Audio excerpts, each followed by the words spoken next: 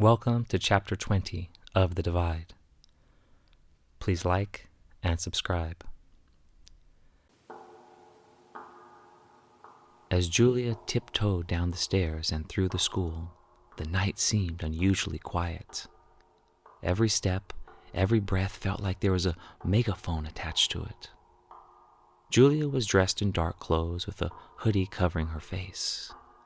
Her movements were stealth and cautious, her heart pounding with a mix of fear and determination.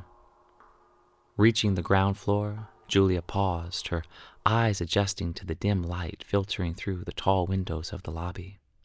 The hallways were bathed in moonlight, casting an otherworldly glow over the familiar corridors.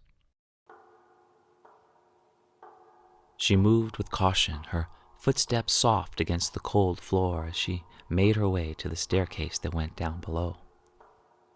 The main stairwell leading down to the lower levels was at the end of the hallway. Julia approached it as if she would hear screaming like Maddie mentioned. With her hand gripping the railing to descend below, she paused and listened carefully.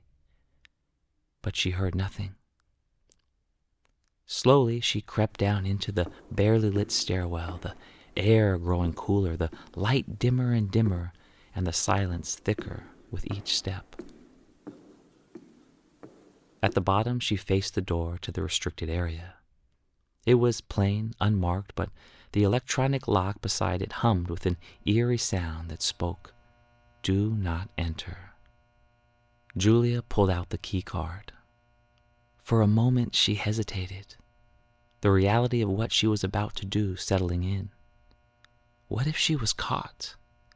What if there's nothing down there at all and she gets herself and Maddie kicked out for no reason? Julia, with a deep breath, settled herself and her resolve.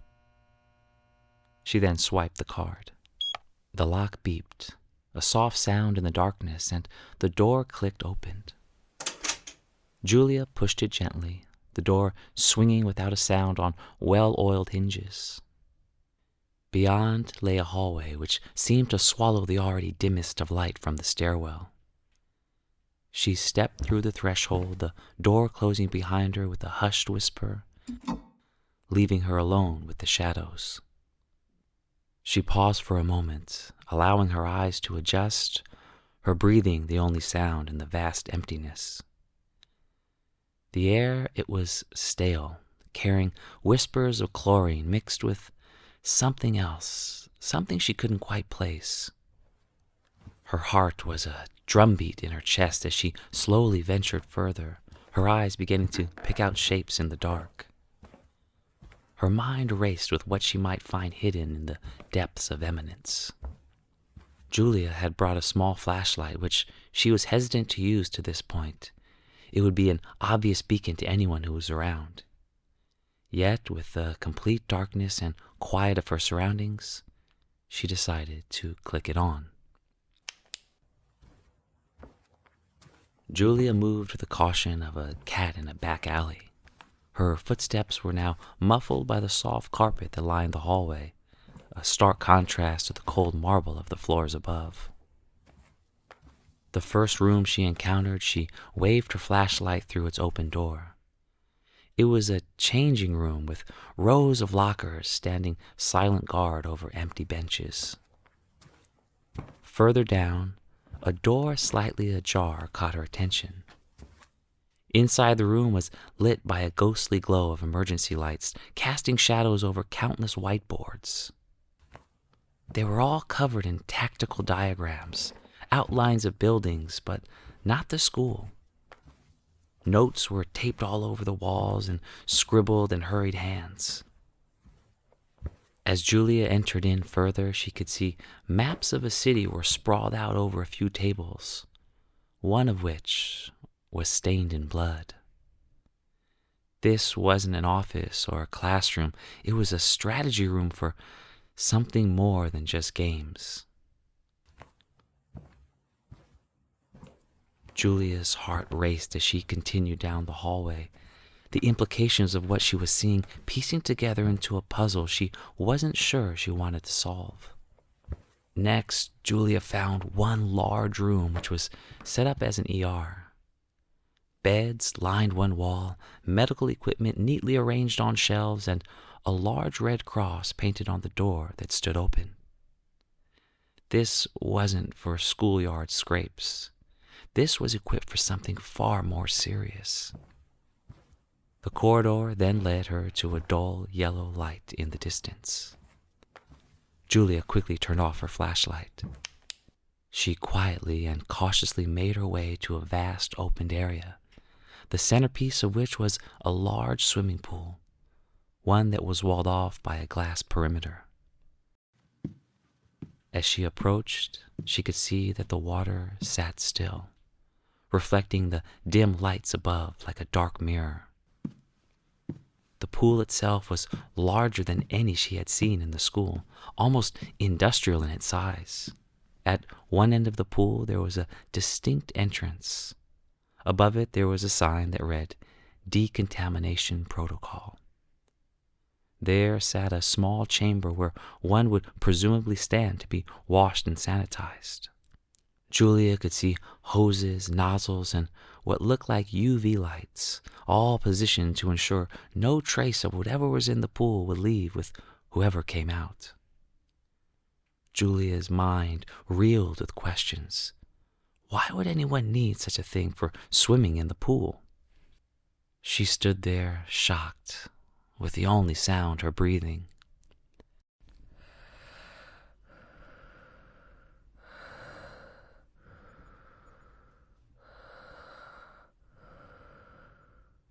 The realization that there was more, far more to her school than she had ever imagined, began to settle in. This wasn't just about sneaking into a restricted area anymore. Julia was uncovering secrets. The question now wasn't just what was this place used for, but why? And how did it tie into the students' training, the games they played, and the strange symbolisms that Maddie noticed in the school?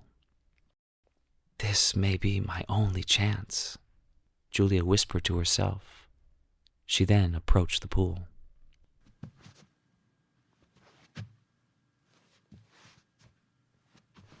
The small chamber door exhaled air as she opened it.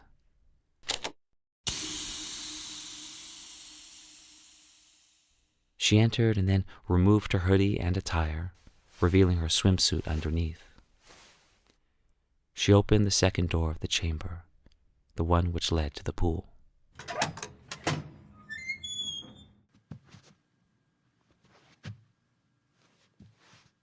The pool surface was unnaturally still, as if it had been waiting for her. Julia dipped a toe into the water, testing its temperature. It was warm, almost invitingly so, which seemed at odds with the sterility of the decontamination area. Julia slid into the pool, the water embracing her with a gentle ripple. She swam slowly and patiently, deeper and deeper into the water. Then something beneath the water caught her eye. A strange, almost luminescent light. It pulsed softly.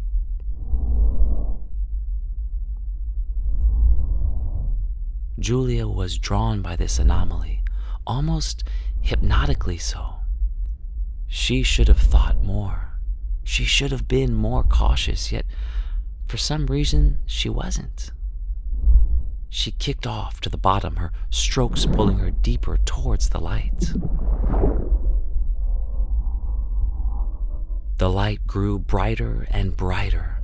Julia felt a feeling of amazement. It was like she was reaching the shining of a star.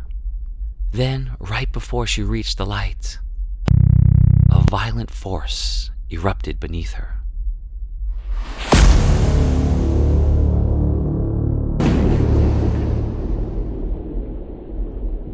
It wasn't a current, but something more primal. A wave of energy that gripped her with invisible hands and yanked her down. Panic surged through Julia as she fought against this unseen force, her arms and legs thrashing against the water that imprisoned her. Her prosthetic leg suddenly ripped off in this whirlpool that now engulfed her. Julia couldn't breathe. She couldn't swim. She was flailing everywhere. Then, just as her lungs screamed for air, another force hit her from behind like a Mack truck slamming into her.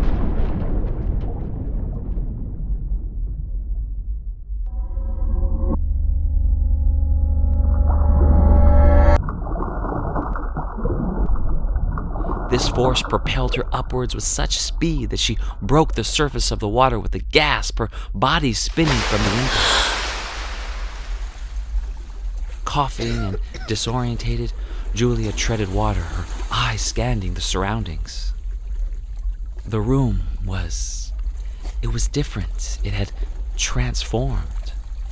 The walls were no longer pristine, but they were cracked with concrete crumbling and metal reinforcements exposed. The ceiling had partially collapsed, and where there was once order, there was now chaos. Julia swam to the edge, pulling herself up onto the cold, rough floor. Her heart pounded against her chest as she crawled away from the pool's edge. What was going on? Screamed through Julia's mind. She looked around hysterically. Nothing was the same. Nothing made any sense at all. A sudden sound came from the pool. It was Julia's leg hitting against the side wall. She quickly crawled over to grab it and strap it back on. Still coughing, Julia stumbled to her feet and tried to catch her breath. Her eyes dotted back and forth. She was standing in a giant underground space with the moonlight breaking through cracks in the ceiling. To her left, she saw stacks of assault rifles and other weaponry, along with boxes of ammunition. And to her right were racks of bulletproof vests, along with a row of tables, all lined with knives, flashlights, and hand grenades. Julia's mind raced. This wasn't the school. This was more like an armory for a war. She cautiously walked towards the weapons. She reached out her hand, her fingers brushing against a cold metal rifle. The reality of her situation started to sink in deeper. Julia then spotted an old wool coat lying on a nearby table. She quickly put it on to warm herself. Holding her arms, shivering, suddenly an image of Matty flashed in her mind. His mischievous smile and his laughter, one of his own jokes. Without thinking, Julia turned and began to run towards the staircase. She climbed the stairs, her legs pumping, heart racing, not just from exhaustion, but from fear for her brother. The stairs were uneven, some steps missing, others half crumbled. She pushed her way up and up to the ground floor. She ran through the desolate lobby to the stairs leading to the upper levels where the clock tower would be, but when she saw the staircase, it was completely destroyed, a twisted heap of metal and concrete. Julia stood there, panting, her mind slowly catching up with her actions. As she looked around, she realized that this was indeed Eminence, but a different version of it. One Matty was not in. She stepped outside, the night air biting at her face and wet hair. The school grounds, once manicured and peaceful, were now a field of rubble and scorched earth. The beautiful swimming pool where there was once clear, sparkling water reflecting the sky now lay a pool of dark, murky water, its surface marred by debris. And the tiles that had been a mosaic of vibrant colors were now cracked and stained, with patches of algae clinging to them like unwanted scars. Julia's eyes made their way up to her room in the clock tower. Its once proud structure was now a half-skeleton of steel and stone. The clock face had but all fallen, its broken hands buried in the debris below, as if time itself had been stopped in this nightmare around her. And the serene forest that surrounded the school vanished. It was replaced by a haunting city skyline, one that was a silhouette of devastation.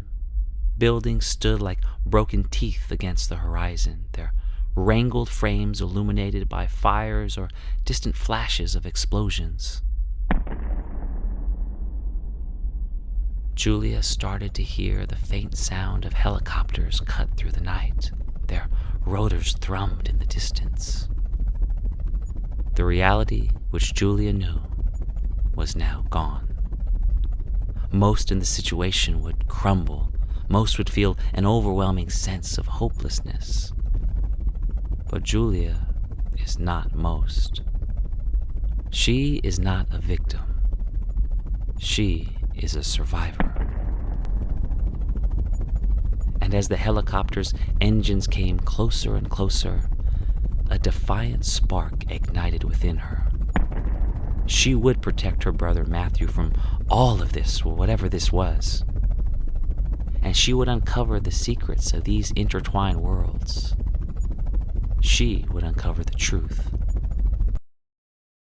of the divide.